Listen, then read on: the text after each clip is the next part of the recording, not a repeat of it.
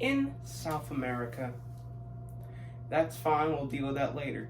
In South America, there's a tiny, insignificant country of the name that goes by Peru. In this insignificant country of Peru, a lot of things go on. One of those things are politics. Yes, politics. Now, when you hear politics, you immediately think of the US. But today we're not talking about the US. Today, we're talking about Peruvian politics. And let's talk about the beginning of Peruvian politics. And we have to go back to the start. Peru gained its independence from Colombia on July 28th, 1821, which their Independence Day is actually in 12 days. So happy birthday, Peru, or happy early birthday. Anyways, who cares about that? And after they got their independence from Colombia, we have to skip through a whole bunch of history, and let's start at the peak of Peruvian politics. Let's go back to this guy. He's somewhere around. This guy was called Alberto Fujimori. Alberto Fujimori was a guy who was elected into office in 1990 and started Peru's most modern dictatorship in Peruvian history. After he started the dictatorship, stopped terrorism, did a lot of bad things in the process, like this, and this, this, and this. Did a lot of evil things, and okay, this is actually starting. Okay, can you stay up for once? Wow. Spent so much time and tape. Can it just go? Okay. Stay there. It's not okay. I give up on that. Alberto Fujimori's reign lasted from 1990 to 2000 in a 10-year dictatorship which changed Peru forever. See, now in the 1990s, there was a lot of terrorism going on in Peru. Like this, and this, and this. See, but Alberto Fujimori changed it. Changed a lot of it, actually. He made the country better, but in the process, he did a lot of evil things, which changed his legacy. In the process of the whole military dictatorship, after Fujimori fled to Japan and stayed there for many years until he was captured in Chile, Peru was in a very disorganized state as this guy became president. No one cares about this guy. Then this guy, Alejandro Toledo, became president, and then he left power, and now we got this guy, Alan Garcia, which I'm pretty sure he killed himself. Yeah, he killed himself. Anyways, came this guy. What is his name? Ollanta Humala. And he's unknown, no one cares about him. And then came Pedro Pablo, holy crap, Kuczynski? I don't know how to pronounce that. See, but all these names that I have said, they were different presidents, different people, different political parties, but they all had something in common. Guess what it is? That's right, corruption. These guys stole so much money from the Peruvian people, Peruvian economy, and they didn't really do anything to help the country realistically. Then came in Martin Vizcarra. Then, who are these people? These people are unknown. Manuel Merino. He didn't do much as well, no. And then came a president which changed Peruvian politics forever. This guy. This guy is called Pedro Castillo. Oh, is it? Boom! I got it right. This guy's called Pedro Castillo. This guy was inaugurated, he was elected in 2021. Oh boy, did he change a lot. But again, he had something in common, which was stealing money from the country. Good on him. Castillo's leadership would last a year, as his dictatorship, attempted dictatorship, lasted 1 year after in December of 2022, he tried to start a military dictatorship in Peru, trying to recreate what Alberto Fujimori did, but just 20 times worse.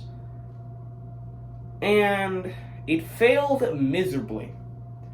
He was arrested and caught trying to flee to the Mexican embassy. And he got caught in the traffic of Lima, Peru. Shucks. And now we have another terrible president in Peruvian history. This dude, this woman, first Peruvian woman to be president, not elected to be president, but the first president of Peru that was a woman. Dina Boluarte. Dina Boluarte was a very consequential leader because it led up to what's happening in Peru today. Riots after riots after riots. So many political issues happening because of her, and it's just... a lot of the problems in Peru were her fault. It was her fault for doing it. I mean, not for doing it, but she caused a lot of problems. Although, one of the good things that she did was open up Peru to more trade with China, trade with the United States, trade with the entire world, basically, in this summit. She did a lot for Peru in terms of bad things. But she did, like, a teeny bit good things for Peru. It wasn't all bad, but it was mostly terrible. She lasted from 2022 to 2025. Was I right? No, 2026. 2026. She was thrown out of power, and in came Jose Harry. Jose Harry, this guy, was the vice president. I think he was the vice president. Was he the vice president? I think he was the vice president. Yes, he was. I'm right. Jose Harry didn't last long, as he would be also wiped out from power for corruption, and I think for allegedly sneaking in girls into the palace. Good on him. We have this old guy, which I didn't even know existed. I didn't even know he was a person. Jose Maria Balcalzar. Jose Maria oh my. Jose Maria, we're going to call him Jose Maria, but his real name is this. So yeah.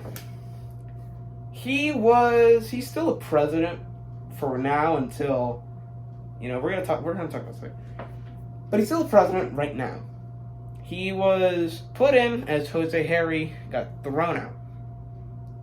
As Jose Harry got thrown out, he was put in, and he made a comment that really was it was a weird thing to say, especially as a new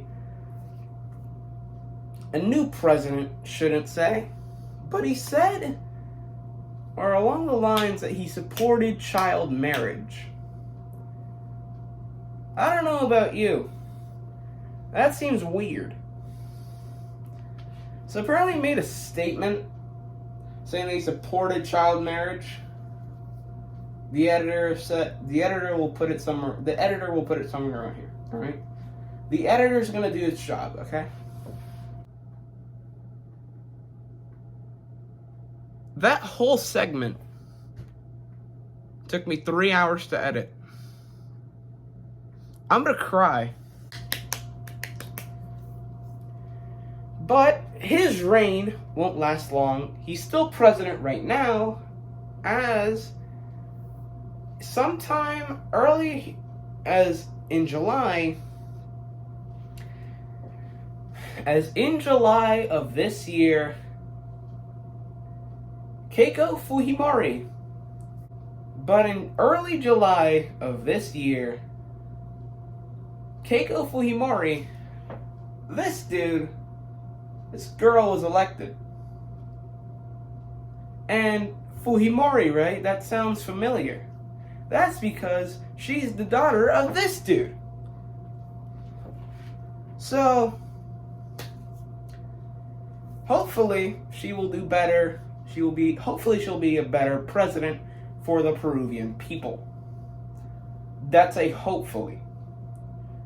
I feel bad for the Peruvian people because I'm looking at at the history of Peru on the computer right now. It doesn't look amazing. I mean, they had their independence, they had their battles that they won. They've had their battles that they've won. They got independence, obviously. But the history of Peru and the history of the politics of Peru wasn't so great. See now, hopefully, for the Peruvian people at least, that she will be a good president. Hopefully. Will she be like her dad? Maybe not. Who knows? Maybe she will. Maybe she lied to us. She says that her dad made a lot of mistakes. But again, we don't know. Hopefully for the Peruvian people, she'll be a better president. Anyways, that was the end of the video. I hope you guys have a great day. Subscribe to the channel. There's my first video is somewhere around here. It's around there, somewhere. It's gonna be somewhere on the screen. All right. So have a great day. See you guys tomorrow. Bye.